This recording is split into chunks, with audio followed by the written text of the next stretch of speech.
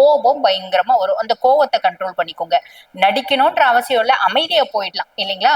ஒரு விஷயம் பிடிக்குது அப்படின்னா கேட்டுக்கோங்க, பிடிக்கல அப்படின்னா அவங்க கிட்ட சண்டை போடுற வேலையை வேணாம், அவங்க கிட்ட கோவப்படுற வேலையும் வேண்டாம், அவங்க கிட்ட கத்துற வேலையும் வேண்டாம். எனக்கு ஒண்ணு பிடிக்கல அப்படின்ற மாதிரி அமைதியா போயிட்டு பாதி பிரச்சனையை நம்மளால தவிர்க்க முடியும்.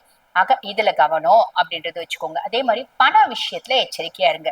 என் ஃப்ரெண்டு தாங்க ரொம்ப நல்லவன், கேட்டான் அப்படின்னு கொடுத்துட்டேன் அப்படின்னா நமக்கு திரும்பி வரவே வராது.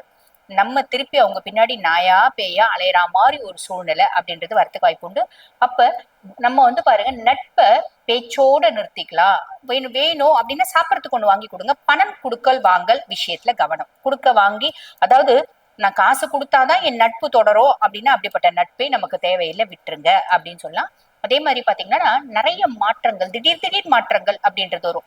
அது நல்லதா வருமா கெட்டதா வருமா அப்படின்னா பெரிய லெவல்ல கெட்டதா வராது, நல்லதா தான் வரும், கவலைப்படாதீங்க. திடீர் மாற்றங்கள், திடீர் விஷயங்கள், திடீர்னு ஒரு இடத்துக்கு போறது, திடீர்னு வெளிநாட்டு போறது, திடீர்னு பாத்தீங்கன்னா வீடு வாங்குறது, திடீர்னு கார் வாங்குறது, திடீர்னு ஒரு சொத்து பத்து வாங்குறது, இந்த மாதிரி திடீர் மாற்றங்கள் அப்படின்றது வரும். இந்த ஊர்ல இருந்தப்பா திடீர்னு எனக்கு டிரான்ஸ்பர் போட்டாங்க, தூக்கி என்ன ஹைதராபாத்ல போட்டாங்கப்பா, அங்க போயிருக்கப்பா அப்படின்ற மாதிரி விஷயங்கள் வரும். கவலைப்படணும் அப்படின்ற அவசியம் இல்ல. நிறைய பாத்தீங்கன்னா ரகசிய நோய்கள் வரும் அப்படின்னு பாத்தீங்கன்னா சொல்லியிருக்காங்க. இந்த ரகசிய நோய்கள் அப்படின்னும் போது ஆரோக்கியத்துல கொஞ்சம் கவனம் அப்படின்றது வச்சுக்கோங்க. தேவையில்லாத ஒரு பழக்க வழக்கத்தை தொடராதீங்க.